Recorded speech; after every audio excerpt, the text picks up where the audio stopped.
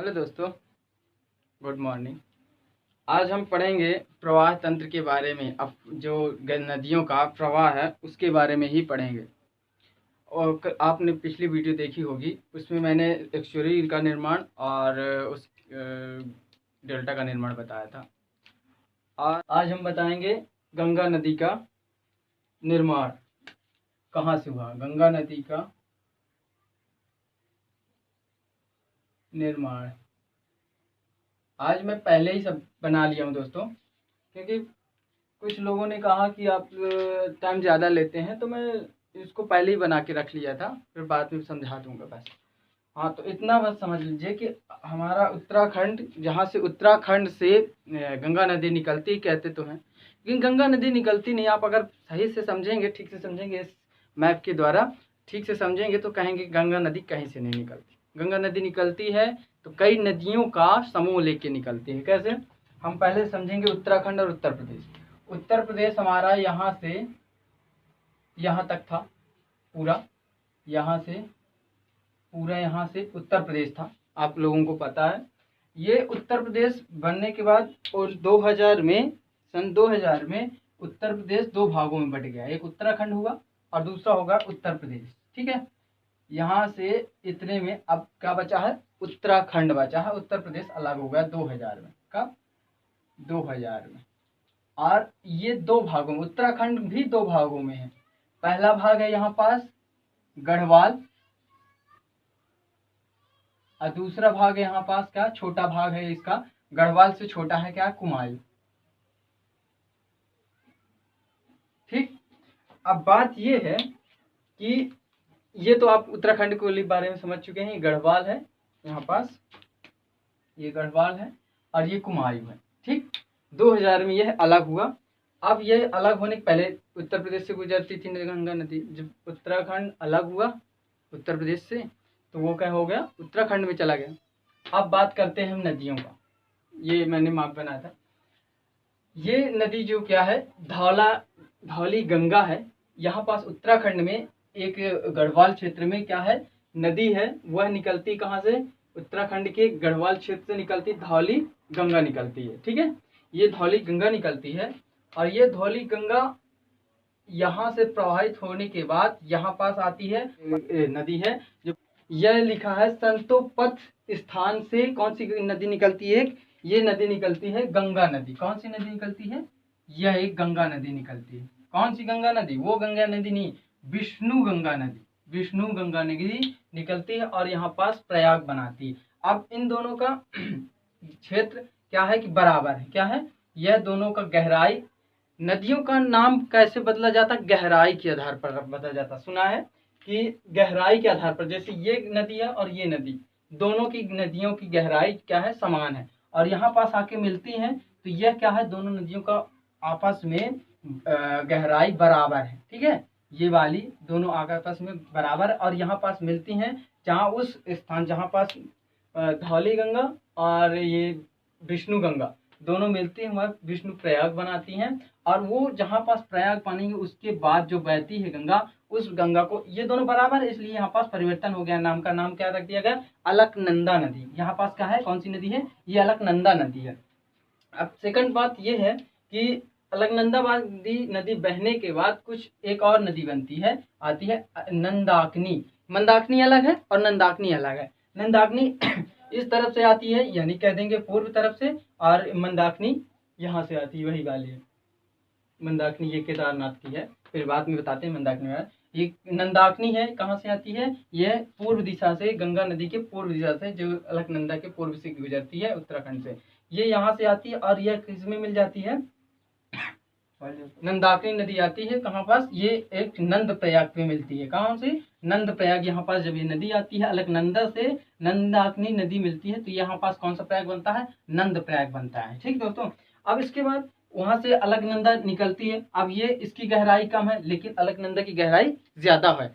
अलकनंदा की गहराई ज्यादा होने के कारण अब इस नदी को क्या, अलकनंदा ही कहेंगे। कहेंगे तू छोटी है, मैं बड़ी हूँ, मैं गहरी हूँ, तू छोटी कम गहरी है, इसलिए अलकनंदा कहती है कि मैं गहरी तो मैं आगे। तो ये अलकनंदा नदी आगे गुजरती हुई यहाँ पास फिर से एक नदी, पिंडार नदी जिसे आप बोलते हैं, ये पिंडार नदी पिंडार नदी निकलती है कहाँ से, ये निकलती है यहाँ पास आके प्रवाह करती है कहाँ पास, अलकनंदा से मिलती है और कौन सा प्रयाग बनाती है, कृष्ण प्रयाग बनाती है। कौन सा प्रयाग बनाती है, कृष्ण प्रयाग बनाती है यहाँ पास आके। ठीक दोस्तों, फिर कृष्णा नदी कम गहरी है जिसके कारण और ये अलकनंदा गहरी ज्यादा है, जिसके कारण अलकनंदा को प्राथमिकता दी गई है, ना कि ये पिंडार नदी को, क्योंकि ये ज्यादा गहरी बताया था ना, गहरी के अकॉर्डिंग इस नदियों का नाम दिया गया।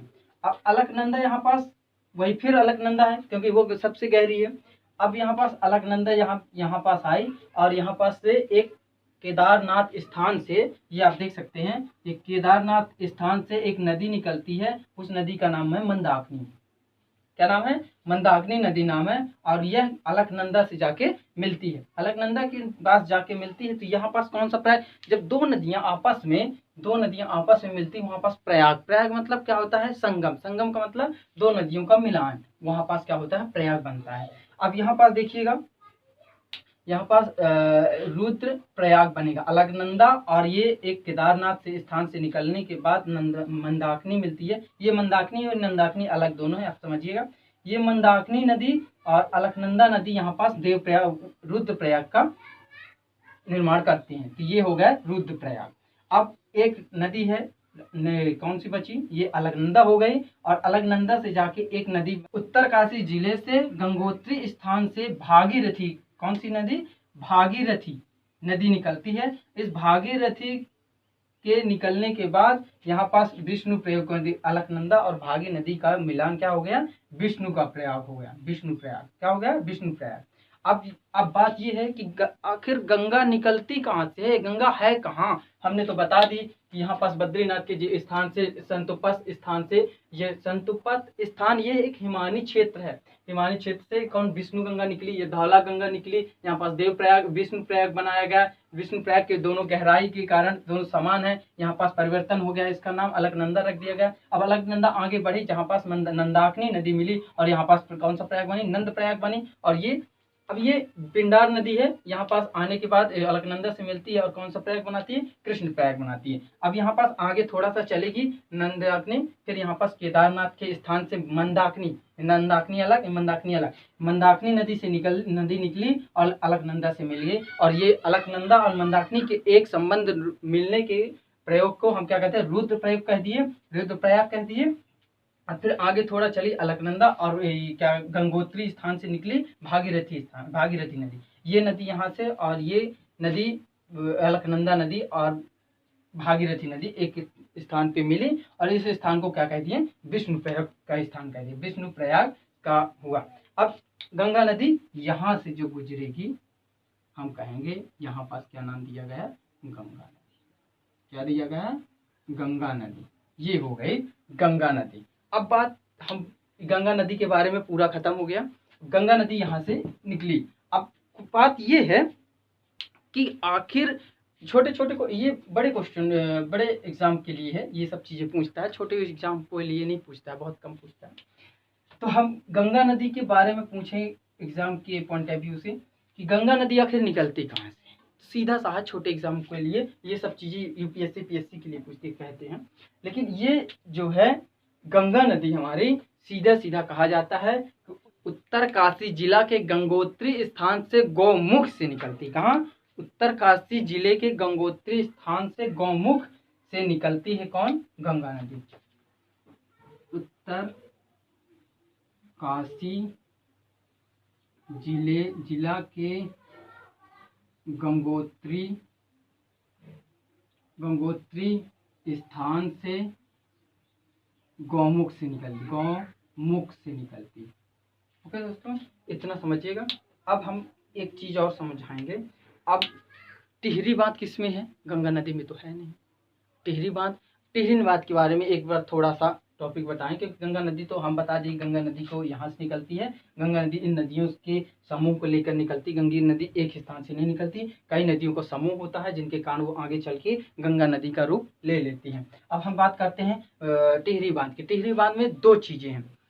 पहली चीज क्या है टिहरी बांध में, पहली चीज टिहरी बांध में ये है कि गंगा नदी जो भागीरथी नदी में टिहरी बांध बंधा हुआ है, ये आपको मालूम ही है।